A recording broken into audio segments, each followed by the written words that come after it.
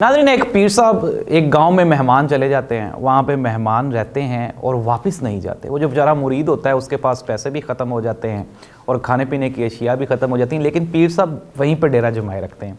अब वो बेचारा बड़ा सोचता है, आखिर सोच विचार के बाद वो पीर साहब को ना कहते हैं, पीर साहब आए, हम ना बाहर चक्कर लगा के आते हैं गाँव का। वो गाँव लेके जाता है तो सीधा ना पीर साहब को कब्रस्तान ले जाता है। अब गाँव छोटा होता है, गाँव का कब्रस्तान बड़ा होता है।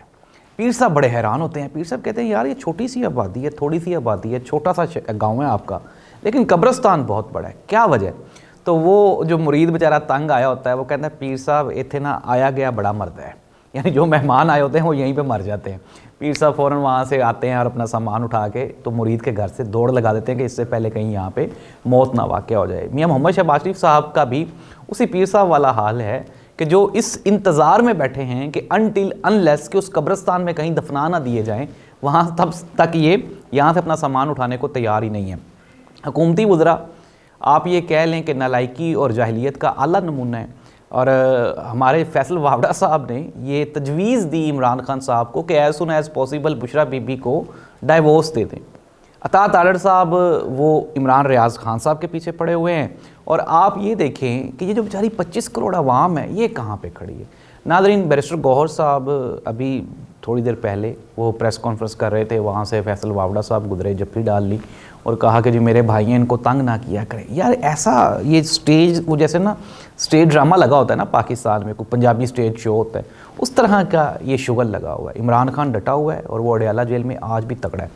पाकिस्तान तहरीक इंसाफ ने सड़कों के बाद कौमी असम्बली का महाज संभाल लिया और आज कौमी असम्बली में बैरिस्टर गौहर और शेर अफजल मरवत ने हुकूमत की जो बैंड बजाई है, उसके बाद मेरा नहीं ख्याल कि इनके पास कोई इखलाकी जवाब रहता है कि ये पाकिस्तान तहरीक इंसाफ को कहें कि आएँ और हमारे साथ बात करें। शेर अफजल मरवत ने कहा कि 26 नवंबर की लाशें अभी तक हम लोग उठा रहे हैं। बैरिस्टर गौहर ने कहा कि लोगों की माओं, बहनों, बेटियों, बेचारी माएँ जो हैं वो अपनी औलाद से महरूम हुई हैं, बीवियाँ अपने शोरों से महरूम हुई हैं। और आप ये देखें कि ये जो गोली चली है इसमें कई घर उजड़ गए हैं। अभी तक हम लोग लिस्टें बना रहे हैं, लिस्टें बनाने के बाद हम आपको फ़ाइनल तादाद बताएंगे। हुकूमत की आप ये देखें, उनका आप लाइटर नोट देखें हुकूमत का, कि ख्वाजा आसिफ साहब ने ये कहा, उन्होंने कहा कि जी ये तो गोली चलाई ही अली अमीन गंडापुर के गार्ड्स ने। यार आप नॉन सीरियसनेस देखें, आप इस कौम के साथ जो मजाक हो रहा है वो आप देखें हुकूमत जो कर रही है। नाज़रीन, पाकिस्तान में सियासी मंजरनामा यकसर तब्दील हो रहा है, ये मैं आपको बता चुका हूँ। हुकूमत के दिन गिने जा चुके हैं, हुकूमत अपनी आखिरी सांसें ले रही है, बड़ी कोशिश की जा रही है। अच्छा, अब इमरान खान को डराने के लिए जनरल फैज़ हमीद साहब का एक रेफरेंस कोड किया जा रहा है। पहली बात तो ये है कि सुप्रीम कोर्ट ऑफ पाकिस्तान में अभी तक वाज़े है कि किसी भी सिविलियन का हमारी जो मिलिट्री कोर्ट्स हैं उनमें ट्रायल नहीं हो सकता, वो फैसला नहीं सुना सकती, सज़ा नहीं सुना सकती।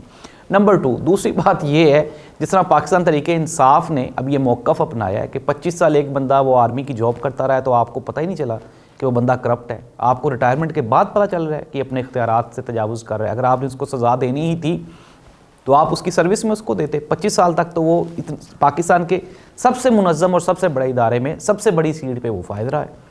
लेकिन फिर उसके बाद हम कह रहे हैं कि जनरल फैज़ हमीद साहब जो है, खैर जो भी है, पाकिस्तान तहरीक इंसाफ ने यकसर रिजेक्ट कर दिया ये हुकूमत का मौक़िफ़ कि हमारा कोई जनरल फैज़ हमीद के साथ कोई लेना देना ही नहीं है। इमरान खान भी अपने कई बयानात में कह चुके हैं। अच्छा, और मैं आपको ये बता दूँ कि ये तो अभी हमारी ख्वाहिशात है ना कि इमरान खान का फ़ौजी अदालतों में ट्रायल किया जाए, फ़ौजी अदालतों से सज़ा दिलवाई जाए।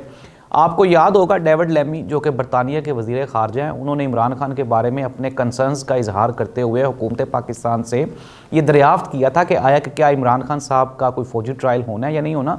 तो उसके जवाब में हमारी हुकूमत ने उनको जवाब दिया था कि इमरान खान का कोई फ़ौजी ट्रायल नहीं होना। इट मीन्स दैट ये तो क्लियर है, पाकिस्तान पीपल्स पार्टी का भी इस पर मौक़िफ़ है, वो ये नहीं चाहते कि इमरान खान का फ़ौजी ट्रायल हो। इसके अलावा जमीयत उलमा इस्लाम फ़े की तरफ से एक ताज़ा तरीन मौक़िफ़ आया और उन्होंने इमरान खान की सिविल नाफरमानी की तहरीक की हमायत की है।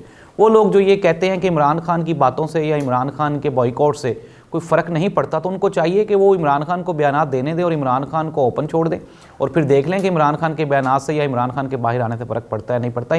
राना सनाउल्लाह साहब ने कहा कि इमरान खान को अगर हम बाहर छोड़ दें, इनकी जो आखिरी मुलाकात हुई मौलाना फजलुर रहमान साहब के साथ, राना सनाउल्लाह की, मौलाना फजलुर रहमान ने ये डिमांड पेश की, उन्होंने कहा इमरान खान को छोड़ दें और दोबारा इलेक्शन करवाएं। राना सनाउल्लाह साहब ने कहा कि अगर हम दोबारा इलेक्शन करवाएं तो इमरान खान तो 2/3 अक्सरियत से आ जाएगा, तो इमरान खान तो नंगी तलवार है, क्या आप क्या चाहते हैं हम अपने आप को नंगी तलवार पे छोड़ दें? तो नाज़रीन, ये है हकीकत। हम जितना मर्जी सोच लें, हुकूमत जितना मर्जी वावेला मचा ले, जितने मर्जी आप यहाँ पे ढोंग और ड्रामे कर लें, लेकिन ये तल्ख हकीकत है कि इस्टेब्लिशमेंट भी इमरान खान से हार चुकी है और ये मौजूदा हुकूमत का तो बेचारी का कोई स्टांस ही नहीं है। मौजूदा हुकूमत के हामी ही हुकूमत को ऑन नहीं करते। जो बिलावल भुट्टो जरदारी हैं, पाकिस्तान पीपल्स पार्टी हैं, वो कहते हैं नून लीग के साथ हमारा कोई रिलेशनशिप ही नहीं है, हम तो सिर्फ इनके वोट पूरे करने के लिए इनके साथ खड़े। अब जो नई प्लानिंग है, होने क्या जा रहे हैं, JUI-FA ने एहतजाज का ऐलान किया है।